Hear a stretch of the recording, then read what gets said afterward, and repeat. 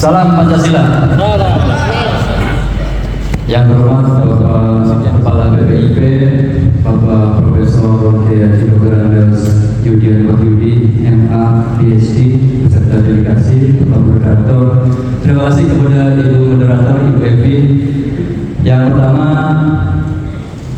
alhamdulillah kita dapat satu salam Pancasila. Yang kedua, kita tahu lagu Indonesia Raya yang baru saja kita nyanyikan bersama, walaupun kita terkaku-kaku, Pak. Pertanyaannya yaitu satu adalah sudah disampaikan dari itu seperti yang disampaikan oleh Prof. Nabil.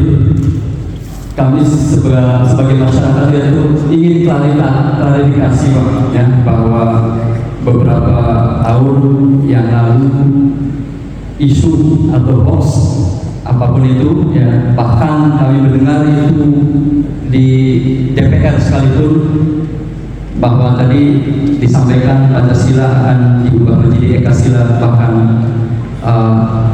Trisila dan Ekasila. Nah, itu kami sebagai masyarakat, saya secara pribadi merasa keberatan.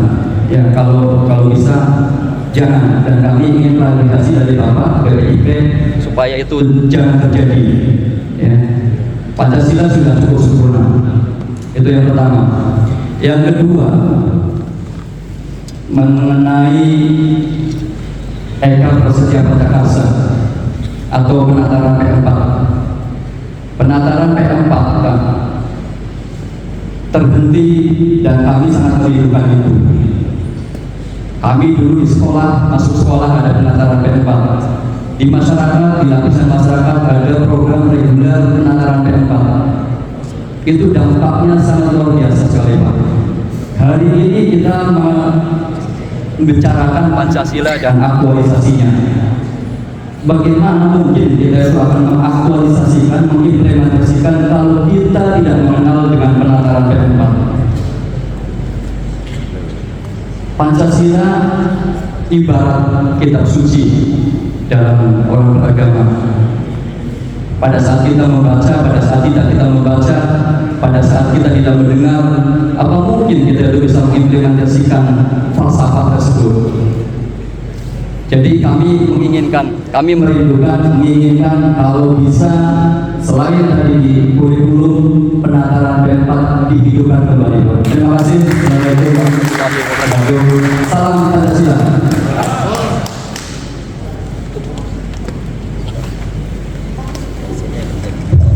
Pak, kita kan bernegara ini itu apa? Perjanjian buruknya itu diikat yang namanya konstitusi, dan konstitusi negara kita yaitu Undang-Undang Dasar 45. Memang ada amandemen 1, 2. Bapak Ibu sekalian, dari Pancasila yang 5 sila itu tertera di preambul Undang-Undang Dasar kita, di mana di amandemen berikutnya tadi yang sudah diamandemen ada pasal 37, bolehnya itu hanya mengubah pasal-pasalnya, tidak diperbolehkan mengubah pemberlakuannya. Ya pastilah Pancasila tidak akan diubah Trisila maupun Ekasila. Itu sudah pasti. Terima kasih. Iya, betul, Pak. Jadi memang secara hukum tata negara bahwa konstitusi kita itu ada pembukaan undang dasar, ada peraturan tubuh dan juga penjelasan. Dan memang di dalam peraturan tubuhnya pun bagaimana kewenangan melakukan perubahan. Setiap perubahan itu pun diberikan kepada peraturan tubuhnya, bukan pembukaan. Di mana dalam pembukaan dilakukan ada Pancasila. Sedangkan ini kalau sampai berubah pembukaan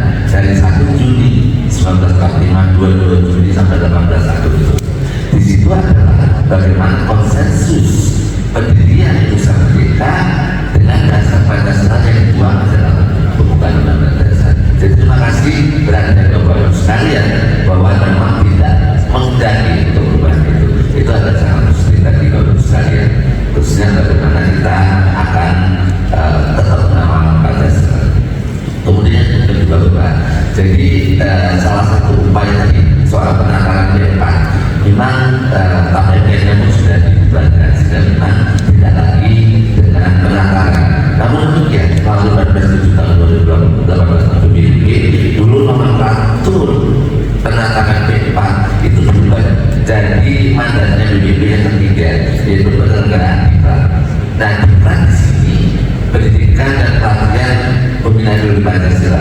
Di sana kepada aparat negara, Osospol dan juga pengguna naskah lainnya, baik itu dalam negeri maupun di luar negeri. Nah, di sana melalui Ustaz Kepala sudah dikeluarkan satu keputusan untuk dulu Manggala namanya, sekarang namanya Mahasiswara. Ada mahasiswa pertama, ada mahasiswa media maupun mahasiswa pertama. Jadi mudah-mudahan mungkin hampir mirip pendaftaran, tapi itu bentuknya adalah digital dan memang metodologinya diubah, tidak lagi di rumah, tapi bagaimana dengan satu metodologi disesuaikan dengan yang berkembang saat ini.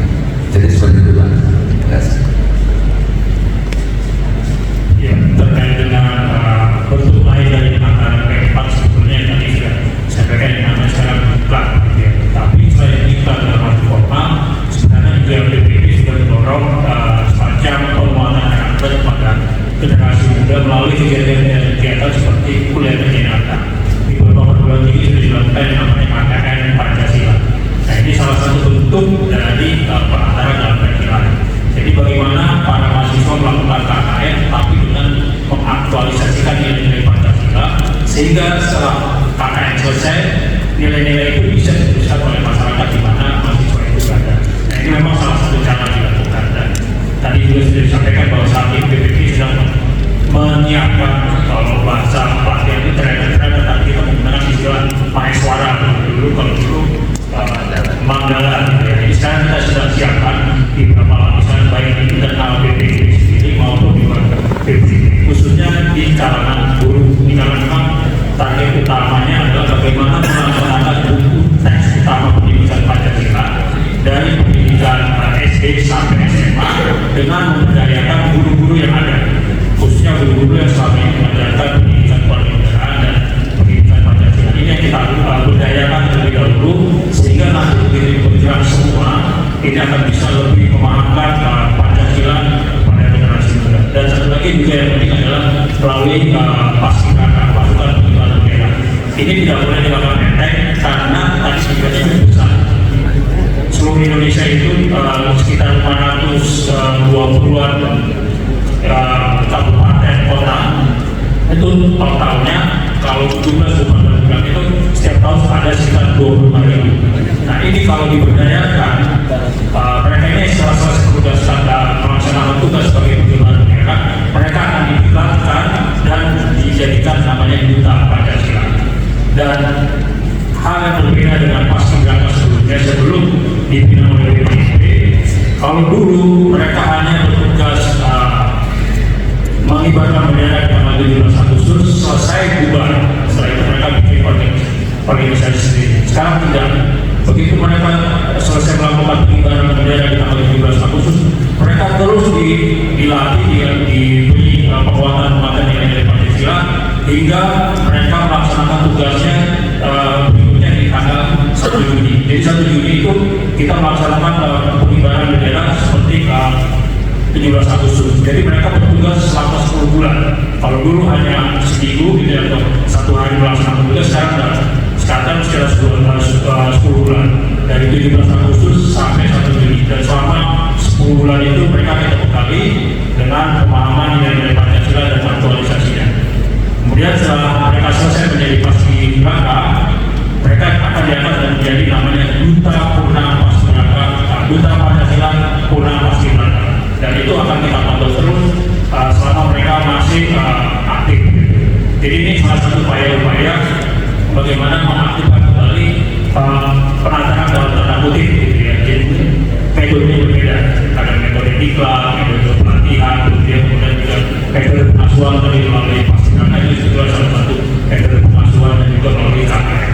Mungkin dia bisa saya